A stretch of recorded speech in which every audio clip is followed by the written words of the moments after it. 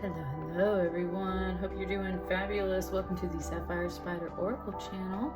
If it's your first time being here, Virgo, thank you so much for checking it out. I am a Virgo myself.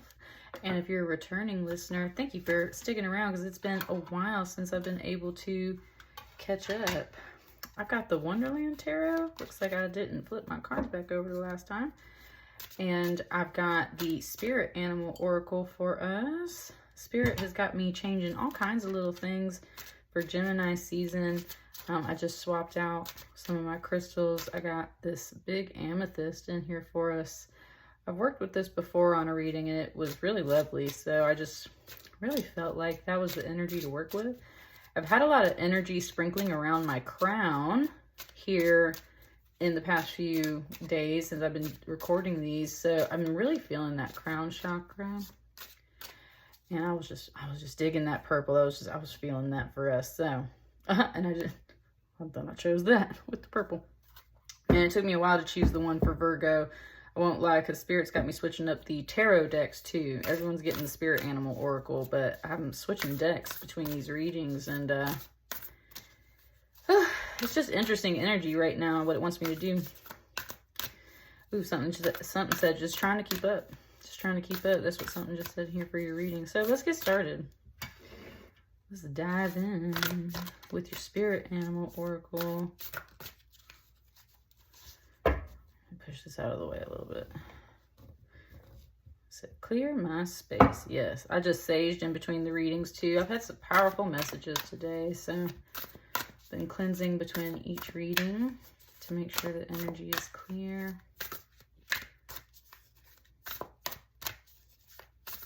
Last shuffle. All right, Virgo. What's your spirit animal coming out to say here at this Gemini new moon? Where does your focus need to be? What do they want to bring your attention to? What's the message? Okay. Sandpiper spirit, be playful. You got the same animal oracle as Taurus, which is really interesting for me because my moon sign is Taurus. So my sun sign is Virgo, my moon sign is Taurus. I have now received the same animal oracle for both of those. So one of the messages that's coming out is you might want to go check out your moon sign reading. If you don't know how to find your moon sign, of course, you need to look up your natal astrology chart. You usually have to know exactly what time you were born. The moon can change very fast from sign to sign. So you do need to kind of know what time you were born to figure out your moon sign. That's one thing it's bringing up here. It can be really important to look at your moon sign reading simply because that's your inner self, you know? That's usually, and especially Taurus is ruled by Venus. So for me, that's like very specifically my heart talking to me. So I like to pay attention sometimes to other zodiacs and especially my moon sign because it just helps give you this like other view of yourself, you know? Their message was pretty cut and dry. At the new moon, they are meant to be channeling playful energy. And I think that's exactly what the same message is for you, Virgo. I think it's really important that at this new moon, you kind of release anything else that might have been bothering you or weighing on you. And your guides really want you to channel this playful energy. My son's a Gemini, he's an air sign, and air energy is very opposite of earth energy. And that's where a lot of times, you could just think of it as like childlike energy or just Gemini energy. It's the twins. It's very airy and flitty and flighty. It changes its mind rapidly because there's those kind of two sides and it's, right? You're meant to stay flexible and playful, and that a sandpiper is a bird, so it can fly, but it also plays in the water too, and it runs along the beach, and right, so it's like you're kind of doing everything, and that's exactly what my energy is doing here lately. It's just like all over the place, working on just all kinds of little tiny projects and things, and doing what I can. But you're meant to stay in that playful energy with it. You're not meant to turn into something serious at this time. And I got the Alice in Wonderland Tarot for it, or just Wonderland Tarot. I like these little bitty cards. They're kind of cute. So let's get in here and see how Spirit wants to expand this message. Take that too, I guess.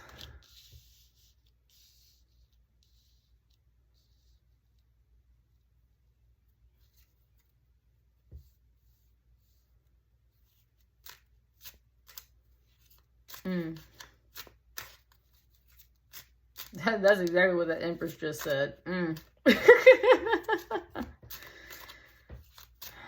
There was something there. There we go. There was something there that wanted to kind of sass a little bit.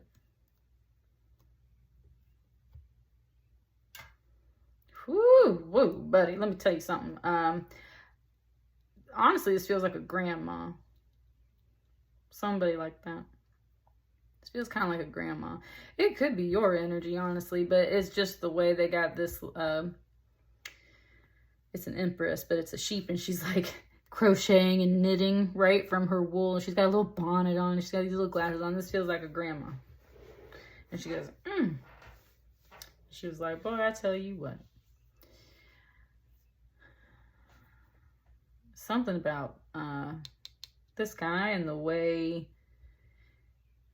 he's like holding up these two pentacles, and there's these other two pentacles on the ground.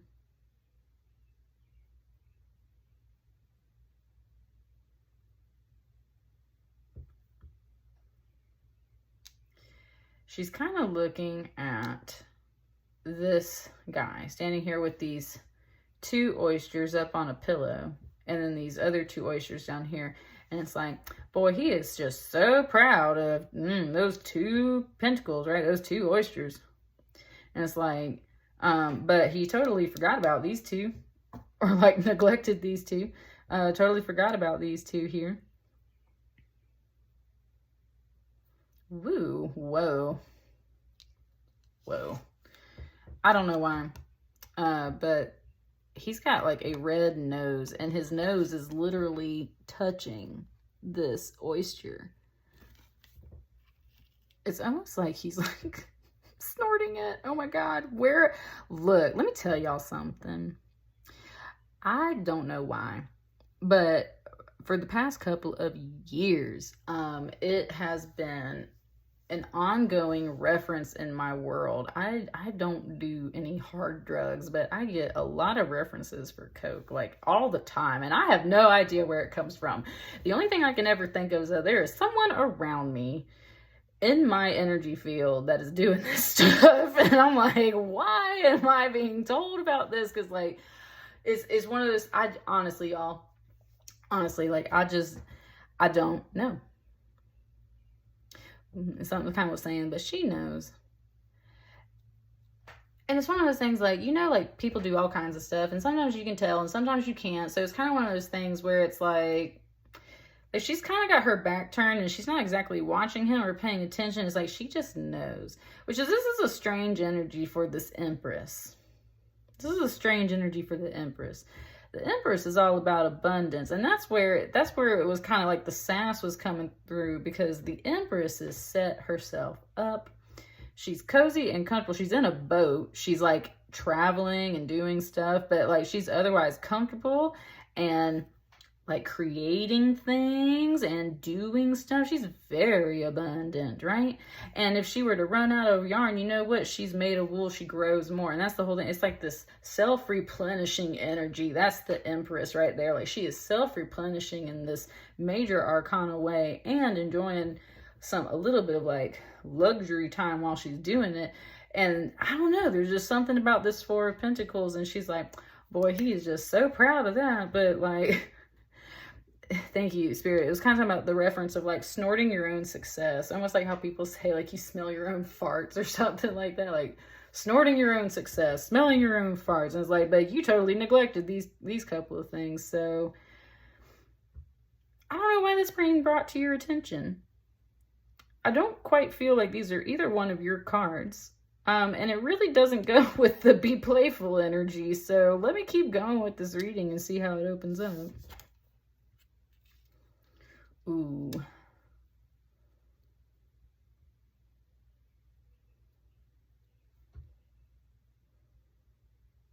You got this Five of Swords here. Once again, it's pointing out the nose. Notice how the rest of the face is covered right here, but his nose has a very big nostril and it's just wide open. He's like a conquistador, right? Like a conqueror. The flamingos are the swords in this case. And that's where, like, the flamingos only cooperate for Alice. Like, when the queen tells, you know, right? When some other authority figure threatens them and makes them do something. And they don't cooperate for Alice. They just, and they won't, like, hit the croquet ball for her, which almost gets her head chopped off and gets her in trouble and all that stuff, right? So it's like, I feel like this is the same figure, the same energy in a way. There's very much this kind of like, I hate to say it, Virgo, there's very much this kind of like, fuck you energy under here.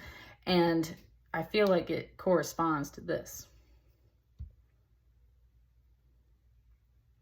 And I really do get a drug reference. So somebody is like very proud of themselves, kind of snorting their own success in a way, and their own money away. Got their nose turned up at you because you seem to be very calm and at peace and like self-replenishing, kind of taking care of yourself.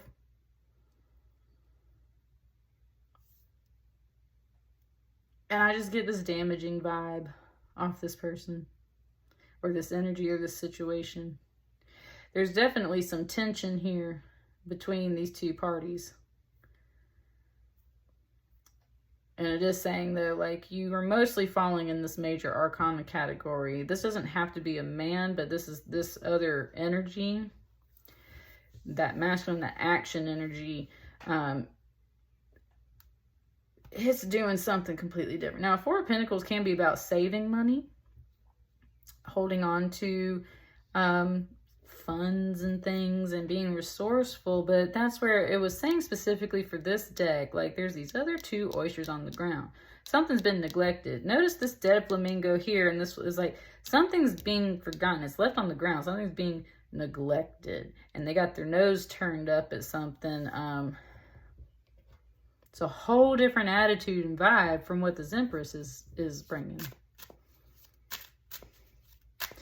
You're meant to stay playful, so, like, okay. Got the Star.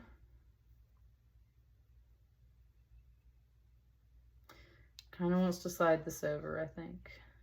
I'll do this right here. Oh, it's like a window. I was talking about that in the Cancer reading about, like, looking out a window and stuff. It's kind of giving it to me like a window pane. When I looked at this griffin here, it said Gryffindor. It was bringing me to Harry Potter. But then it was reminding me specifically of Buckbeak and how Harry Potter has to turn back time to go save Buckbeak. Buckbeak is misjudged. Buckbeak is a creature that demands respect, essentially. That's the whole point, is that they're very proud creatures. I'm trying to, like, there's a lot of pride over here or something. Buckbeak is not prideful in this way. It's like he just knows that he's a majestic freaking griffin, right? Like, Buckbeak is Buckbeak, and it's like you're supposed to bow to the griffin when you approach it, because otherwise or it's a hippogriff, right? Otherwise, it kind of perceives you as a threat, and that's one thing it's mentioning here. And then it's bringing up, though, that word Gryffindor. So that's all about courage and bravery. That's the house of courage and bravery, right? That's the whole reason why Harry Potter is in it. So it's bringing up this message of courage and bravery with the Star, and it's bringing up that storyline of, like, going back in time to save Buckbeak. It's bringing up this concept of respect, like acknowledging a regal creature that deserves respect when you see it. Again, a major arcana and everything. It's like bowing to Buckbeak because he messes Draco up, right? But then Harry bows and he lets Harry ride him. So there's a, like the Empress is like sitting on top of this griffin in a way. So it's like I said, these are some major arcana. It's like there's a whole different kind of respect over here that you approach these cards with, that you would approach an Empress with, that you would approach a griffin with, or a hippogriff. Notice the claws. And then there's this other energy, man or not. It's very prideful and snooty. That's definitely with the nose there. It's very snooty. And it just seems to be very cutting. It just seems to be neglecting these other things that are very important around them, and kind of just focused on whatever they can, like, literally inhale, whether that is actual money and drugs and things they shouldn't be doing, or if it's just like they are just so full of themselves and everything that they're doing, right? It's just trampling people, neglecting stuff, just nose up in the air, ain't paying attention to nothing. This griffin sleeps here in this card and dreams. That's often represented with a star card, like, you know. But there is that courage, that bravery. It's more about being hopeful and holding out in the dark of the night and like hoping for things. That's the whole thing. It's not that the Empress don't stress about stuff. I think that it's just in this whole other way from this. Right, like I could easily say, like, I don't know why it keeps flipping between like Alice in Wonderland and Harry Potter and stuff, but like this is definitely like a Draco Malfoy energy, right? Snooty, stuck up, I'm rich, and this is my stuff, and steals and lies and just all that jazz, right?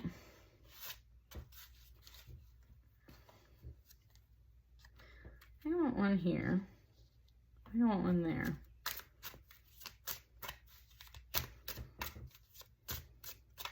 It was 1722 and I just looked up at the clock, and that star card is a 17 as well. So there's something there. That's what I'm saying. Like, you holding out for some kind of sign. I want this here, and then I feel like these will go there later. I'm gonna stick this over there for now. Start with these two here. I said like on the edges, on the outer limits or something.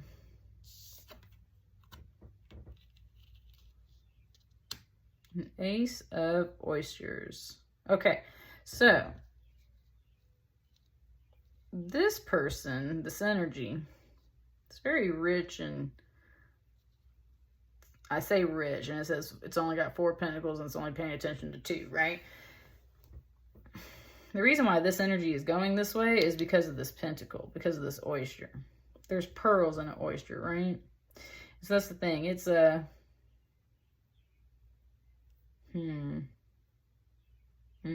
interesting. There's a certain reference there. I'll kind of hold out on that though. But yeah, they just only after one thing it's saying with the ace there. Only after one thing. Now an ace of, it's a powerful card. That is definitely, that's a whole new right there you go. Whole new big shiny crystal. Like big old coin of opportunity. Kind of like a path to a whole new way of life. You got the lily, you got the rose, you got the oyster, you got this magical hand just presenting it to you. Here's this opportunity, just reach out and take it. So they're going for it, right? Boom, there it is. Definitely focused on some pentacles in particular. Kind of, like I said, there's just this vibe though. Like this is good for them, but there's just this vibe about this energy here that I don't know what to make of it. Here, what's this? Another major arcana on this side, and this one's the Magician. Look, I was talking about that Harry Potter stuff. Like Hermione Granger got the little thing that flips back time, like pulling rabbits out of a hat. Like, and he's got everything: the Cheshire Cat, the White Rabbit, the hats, the oysters, the flamingos, the lily, the rose, the... See, look, that's what I'm telling you. this energy on this side over here,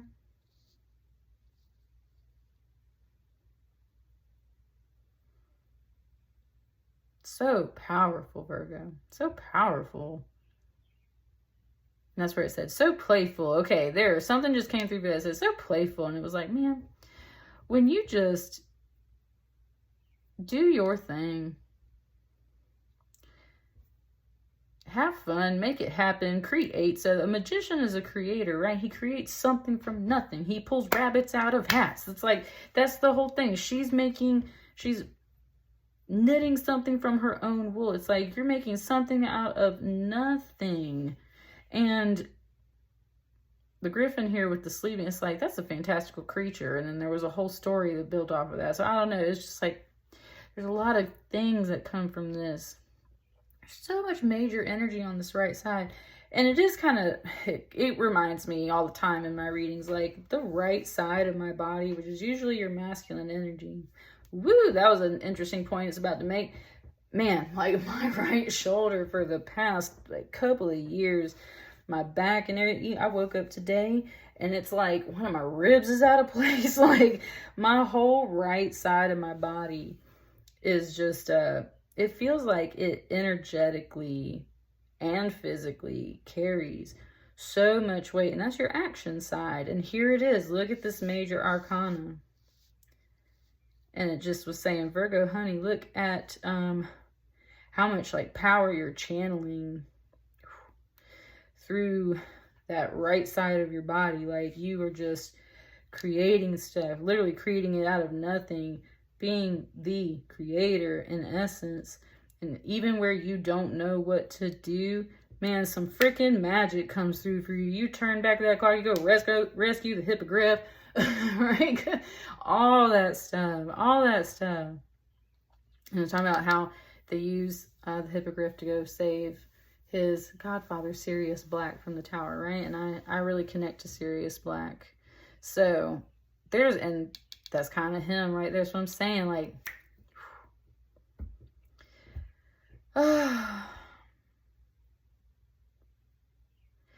dang. It was just talking about like your wand arm. I'm right-handed, so for sure. It was just talking about your wand arm.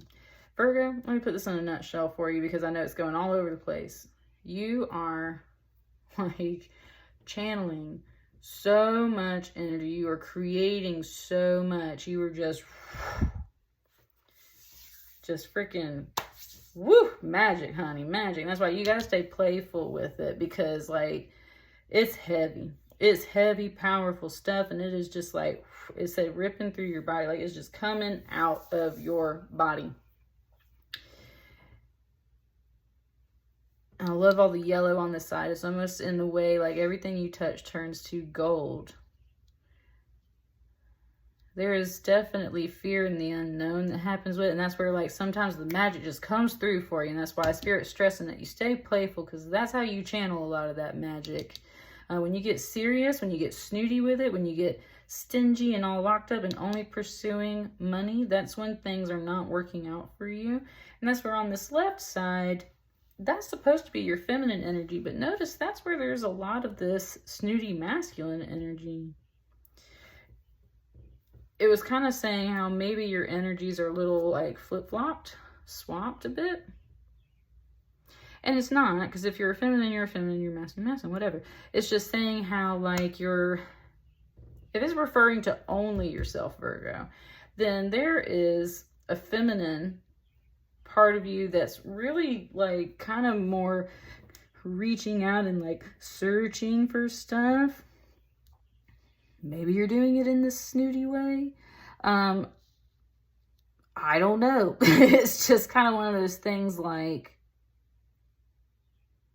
it's got me reflecting because like I am kind of trying to find some opportunities for some of this and I'm trying to do all this, but it's just like, right, it's got me pausing and reflecting, being like, wait, am I being like snooty and rude to people? Am I like cutting people out of a situation? Am I being ruthless about something in pursuit of money? I don't know. And so I honestly don't think so. And that's where on the right side, it's just saying your energy is very productive and magical. And even when things aren't quite into place, like it's just like, woo, Like, you just make it happen, right? Your little spirit guides, everything just like boom, boom, boom, pops up in your world and like, ta-da, there it goes. And that's one thing it's saying is like, when these things aren't appearing in your world, you know somehow it's going to happen one way or another. And it's like when you get into the wrong vibes, you start going after smaller things when you can have it all. Woo! Whoa! Holy crap. It just gave me that Queen song. I want it all. My goodness, Virgo. I love that song. It's just powerful stuff, right? You're ruled by Mercury, so that was a little bit of Freddie Mercury coming through for you. That was you being ruled by Mercury, and that's what I'm saying. Like, your energy is really trying to push and convey and like create all this stuff, and either you have some aspect of your energy that's holding you back for things that you need to evaluate, or there is someone else kind of like in your aura field. Like I was kind of saying at the beginning, there might be some other people in your aura field that are like it's interacting and it's involved and it's pulling away from your energy. It's going after something small when you're trying to go for it all.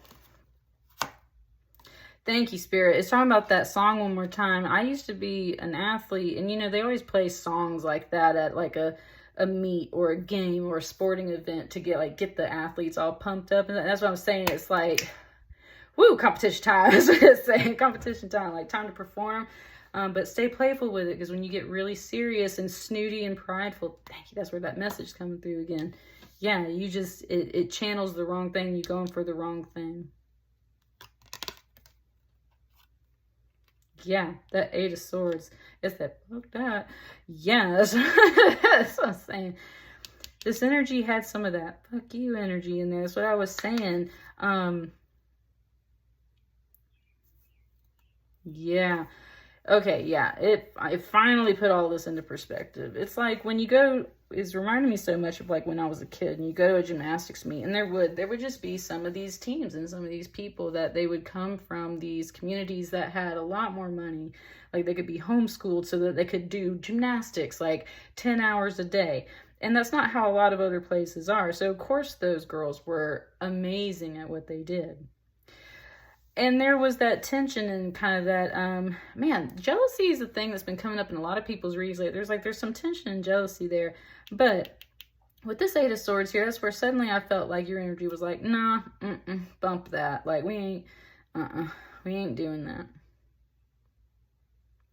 I ain't messing with all that. Look at all these flamingos here, right? Like, she's like, ugh. She's like, I'm not messing with all these flamingos. I'm not doing all that crap right now. I am not going to focus on something small and petty and something that's just like really snooty and full of pride, kind of that conqueror energy. Right? I'm here to have fun. I'm here in my life to have fun. I'm here to have a good time. I'm here to be playful. I'm here to be happy. I'm here to create beautiful, magical, wonderful things. I ain't here for this little petty stuff. So bye with all that, especially because the Eight of Swords makes you feel like you're all trapped and everything, like you stuck in there. It's like, no, I'm not doing that. No. It's very much talking about that tone and that attitude. So within yourself, you're like, no, I'm not going to have this tone and this attitude where I'm going to look down on other people because of their opportunities and what they have. That is petty energy. I don't want to be that way. I don't want to do that. I also don't want to look down on people because they maybe have less. When I have all this major arcana, there's that sprinkling on my crown. I have felt that energy in all these readings. There's a little like around the top of my head, like a little crown. It's like, no, I don't want to be petty myself, but also I'm not going to deal with these smart ass, snooty, kind of vengeful, angry, I don't know, petty people, like just full of themselves. Like, no, thank you, narcissist. I'm not going to deal with all that, right? No, we're not doing that. So much more potential over here.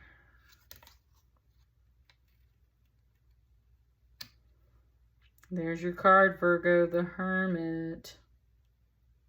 Look at that star. Look at the star inside the lantern. Of course, that's classic for a Hermit card. But again, there's that star. And it's in the lantern. Thank you, Lord. I always pray before I do these readings, because I always want the message to be from, like, you know, source. I want it to be straight as an arrow and just like meant for the people that are listening. I don't try to put a spin on it. And that's one of the things I said today was like, Lord, just let me be the light. Let me just be the guiding light. That's what I just said in my prayer before I got started. And that was nice, Spirit. It was just kind of saying like, yeah,